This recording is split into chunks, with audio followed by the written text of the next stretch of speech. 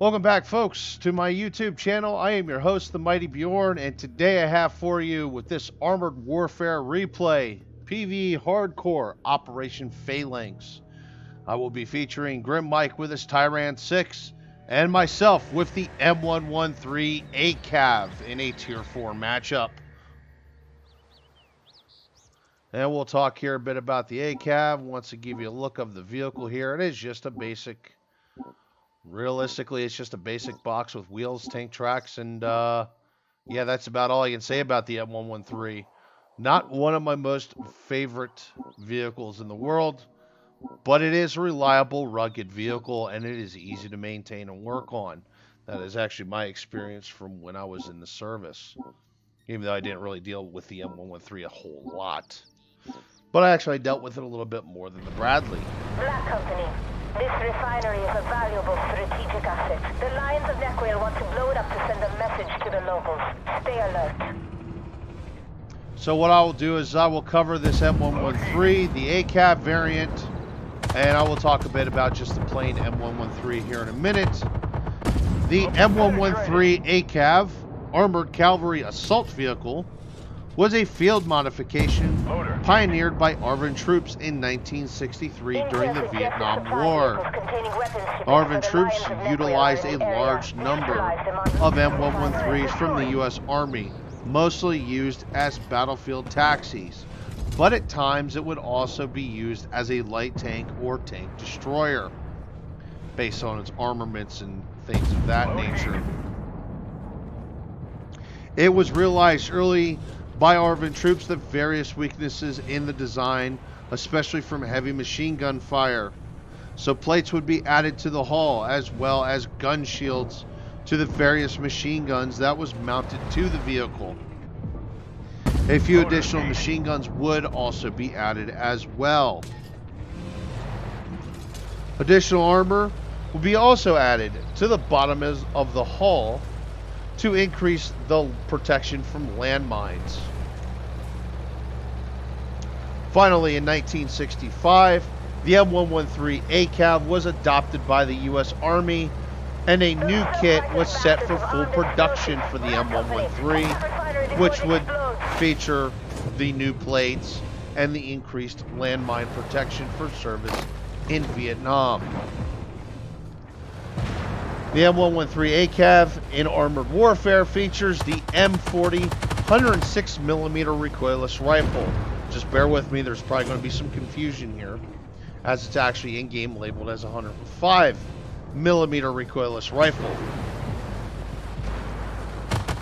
It was a variant used to support infantry in Vietnam. The M40 recoilless rifle was used for taking out fortified positions and armored vehicles.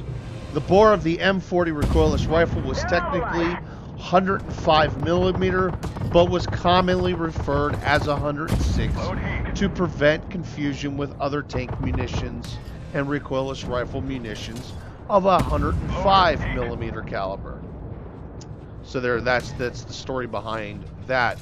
And actually, I've seen photographs where there's usually a plate riveted fast to the recoilless rifles with the information of the recoilless rifle, and I have seen the plates labeled as 106mm,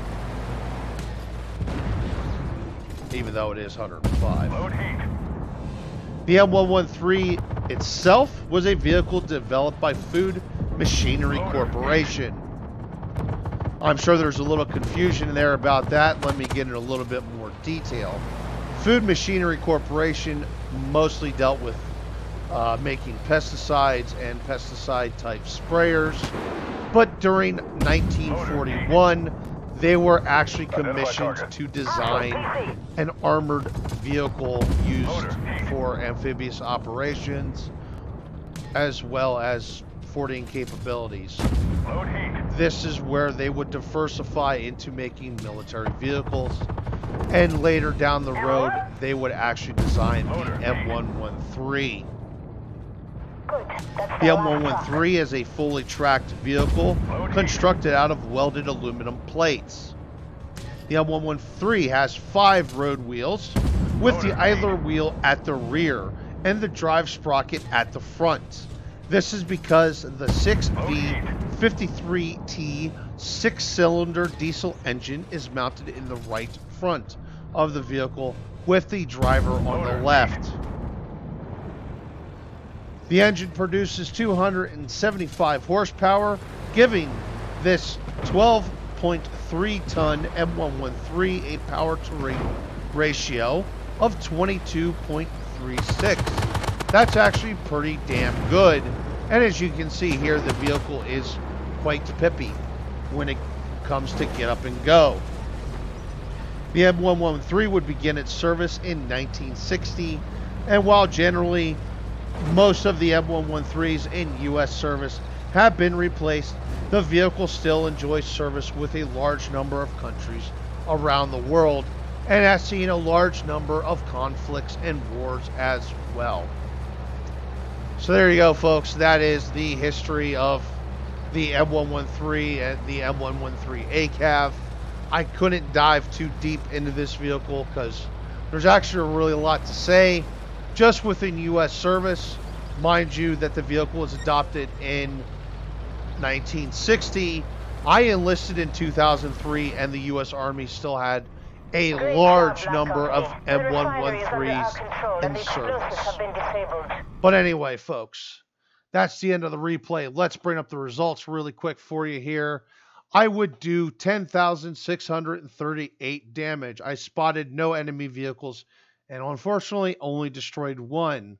That kind of happens though when there's a lot of autocannons running around, and I primarily focused on doing damage because this 105 millimeter recoilless rifle is a hard-hitting gun that penetrates quite often at this tier with its heat munition. And also as a tip, I only have the heat munition loaded, but there also is HEP rounds, high explosive plastiques. Okay, so overall, I would actually be number 2 in damage. I would actually have next to no spotting damage. But yeah, there you go. There's the results for Operation Phalanx. Unfortunately, I would not actually come near the top for XP.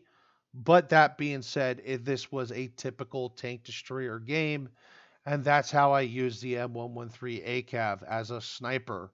However, that being said, I have actually seen and had moments where I've kind of used this vehicle as a sneaky scout because it's got really good camouflage and its actually spotting range is not bad. But anyway, folks, hopefully you enjoyed this replay. I know it's only a tier 3, but I'm kind of working back towards vehicles that I actually never got a chance to get replays for and talk about those said vehicles. Anyway, folks, thank you very much for watching. Hopefully you enjoyed the video, and I hope to see you again for this next Armored Warfare replay.